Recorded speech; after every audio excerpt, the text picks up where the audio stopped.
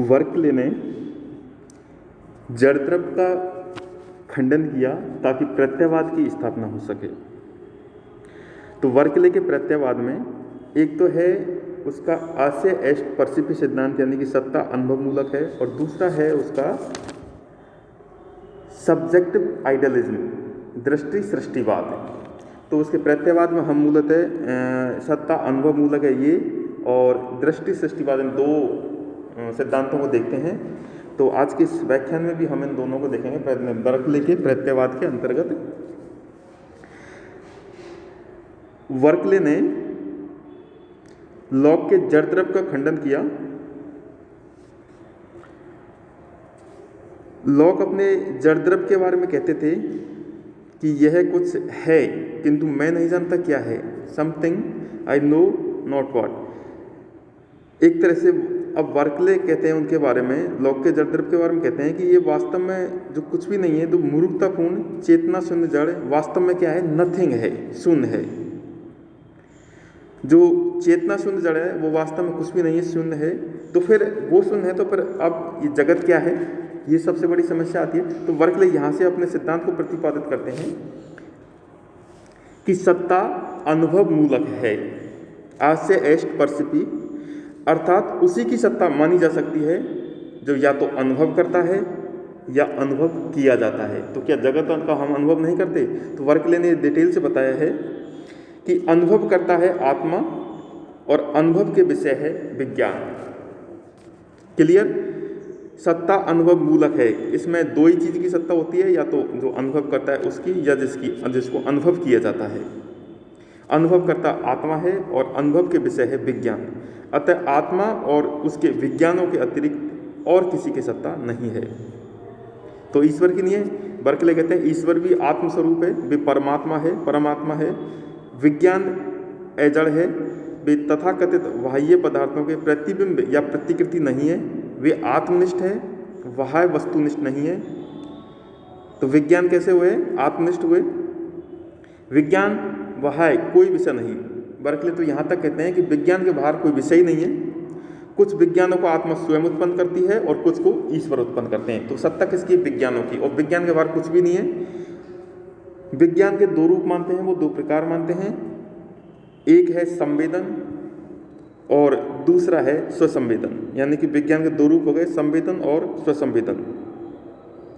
यानी कि वर्कले यहाँ विज्ञान का अनुभव के विषय को विज्ञान मान रहा है। संवेदनों की सृष्टि कौन? एक विज्ञान का जो पहला प्रकार है संवेदन, तो संवेदनों की सृष्टि कौन करता है? ईश्वर करता है। और स्वसंवेदनों की सृष्टि आत्मा करती है।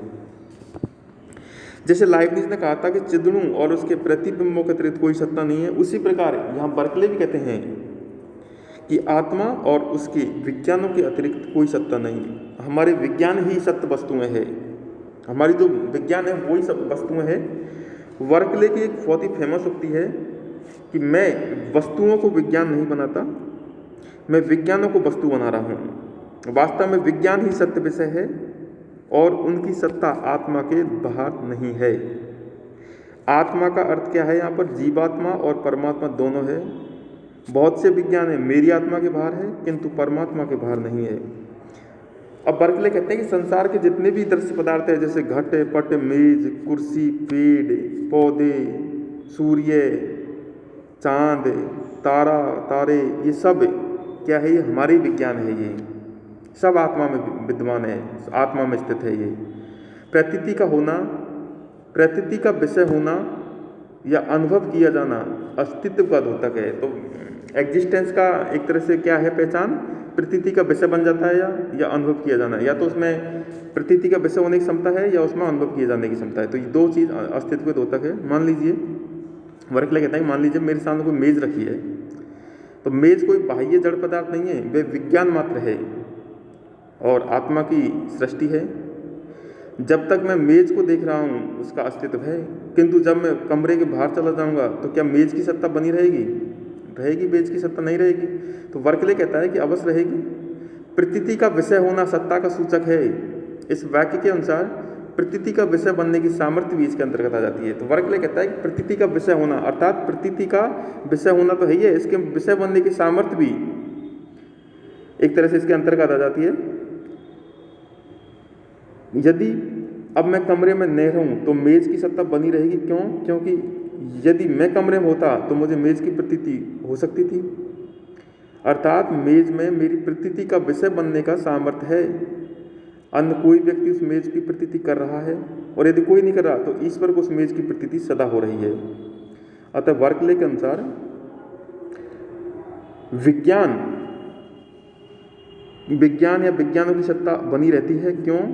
क्योंकि उनमें प्रतीति के विषय बनने का सामर्थ्य है। प्रतीति के विषय बनने का सामर्थ्य का तात्पर्य यह है कि कोई भी विषय है, प्रतीति का विषय बनने की मतलब यदि अनुकूल स्थिति आई तो उसमें विषय बनने की सामर्थ्य हो, वो है इसका तात्पर्य। क्योंकि विज्ञानों की सत्ता हमेशा बनी रहती है, क्योंकि उनमें प्रतीति के विषय बनने की सामर्थ्य है, क्योंकि कोई ना कोई जीव उनकी प्रतीति कर रहा है, और क्योंकि ईश्वर को उनकी प्रतीति सदा हुआ करती है, इसलिए उनकी सत्ता है।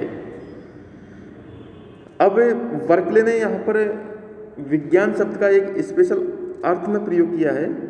विज्ञान का तात्पर्य यह होता है अनुभव का विषय।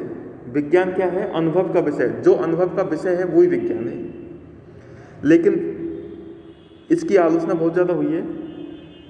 लॉक, इससे पहले लॉक हुए थे, लॉक ने विज्ञान का तात्पर्य क्या बताया? उन्होंने बताया था कोई वस्तु जब हमारे मन में आती है, हमें दिखाई देती है, तो हमारी आत्मा में उसका संस्कार छोड़ जाती है, तो वो प्रतिबिंब बनता है ना, वो विज्ञान है। तो लोगों ने क्या समझा कि बर्कले भी विज्ञान का वही अर्थ कर रहे हैं जो लॉक ने किया था, इसलिए उसकी आलोचना की। बहुत से जो लोग हुए जो विज्ञान का अर्थ अनुभव के विषय में न समझकर साधारण पिछले अर्थ में बाह्य वस्तुओं द्वारा जनित संस्कार या मानसिक कल्पना मात्र मानकर लोगों ने बर्कले पर बहुत से दोष दिए। जैसे यदि बाह्य पदार्थ केवल हमारे मानसिक विज्ञान है तो क्या हम विज्ञानों को खाते हैं, विज्ञानों को पीते हैं और विज्ञानों को पहनते हैं? एक तो फिर मैं जल पी रहा हूँ, इसका अर्थ हुआ कि मेरा विज्ञान जल के विज्ञान को पी रहा है।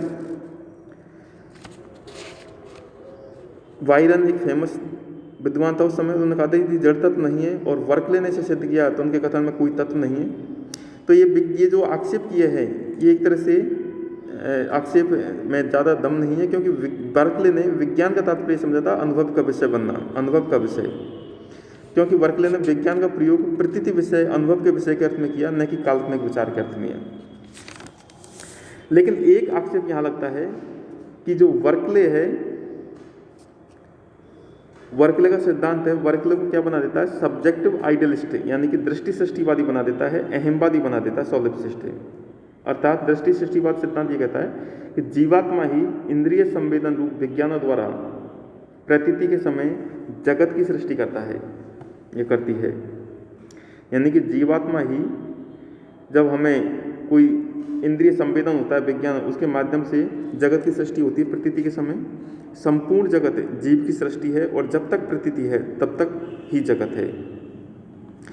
इस सिद्धांत के अनुसार मैं और मेरे विज्ञान के अतिरिक्त कोई सत्ता नहीं है। इसके अनुसार ज्ञान को इंद्रिय संवेदनों से जकड़ दिया गया है, क्योंकि इंद्रिय संवेदनों के अतिरिक्त मेरे मन की कल्पना को छोड़कर और कोई अनुभव का विषय नहीं है। लेकिन यहाँ पर बर्कले कहते हैं कि जीवात्मा जगत की सृष्टि नहीं करता। जगत अर्थात विज्ञान जगत की सृष्टि, उन विज्ञानों की सृष्टि जो इंद्रिय संवेदन रूप में हमारी आत्मा में प्रविष्ट होते हैं, ईश्वर करते हैं। उनका तात्पर्य इतना ही है कि जगत आत्म बाहर नहीं है, जीवात्मा के बाहर तो है लेकिन परमात्मा के बाहर नहीं है। मैं और मेरे विज्ञानों के अतिरिक्त अन्य जीव और उनके विज्ञान भी है, और ईश्वर तथा उनके विज्ञान भी है। सत्ता अनुभव मूलक है। इस सिद्धांत में अनुभव शब्द से केवल इंद्रिय अनुभव का ही तात्पर्य नहीं है, अपितु इसमें अंतर्बोध और निर्विकल्प स्वानुभूति का भी समावेश हो जाता है। अब अंतर्बोध और विज्ञान और बर्कले ने 4 भेद भी बताए हैं। विज्ञान इंद्रिय अनुभव से होता है, अंतर्बोध प्रज्ञा से होता है। विज्ञानों का ज्ञान विशेषों का ज्ञान है, अंतर्बोध सामान्य और सार्वभौम ज्ञान है। विज्ञान पशुओं को भी होता है, अंतर्बोध केवल मानवों को होता है और ईश्वर को होता है। जहाँ विज्ञानों की गति नहीं, वहाँ अंतर्बोध होता है, जहाँ अंतर्बोध की गति है। अन्य आत्माओं को हमें अंतर्बोध होता है, विज्ञान नहीं। आत्मा की विशेषता उसकी क्रियाशीलता में है, वह चिंतन शक्ति से अपना प्रभाव उत्पन्न करती है। अन्य जीवों की चिंतन शक्ति के कार्यों को देखकर हम उनके अस्तित्व का अनुमान कर लेते हैं, क्योंकि जगत जानते हैं कि जो कार्य हम अपनी चिंतन शक्ति से करते हैं वही कार्य वे लोग कर रहे हैं, अतः ये भी आत्मरूप है। ये अनुमान, ये अंतर्बोध को पुष्ट करता है। तो एक तरह से सत्ता अनुभव मूलक है। इस सिद्धांत में अनुभव शब्द से केवल इंद्रिय अनुभव का ही तात्पर्य नहीं, अपितु उसमें अंतर्बोध और निर्विकल्प स्वानुभूति का भी समावेश हो जाता है। वास्तविक सत्ता ईश्वरीय ज्ञान की है, इसके आगे एक तरह से इंद्रिय अनुभव तुच्छ है। वर्कले ने अपने सिद्धांत को बदल दिया, सत्ता अनुभव मूलक है, इसको बाद में इसलिए बदला, अंतर्बोध यूज कर लिया इसमें कि सत्ता अंतर्बोध मूलक है। इसलिए वर्कले के अनुसार जगत की सत्ता हमारे विज्ञानों पर आश्रित नहीं होकर ईश्वर के विज्ञान पर आश्रित है। इस तरह से आज हमने इस व्याख्यान में वर्कले के प्रत्ययवाद पर विवेचन किया, जिसमें एक तो सब्जेक्टिव आइडियलिज्म और सत्ता अनुभव मूलक है, दो पर विचार किया है।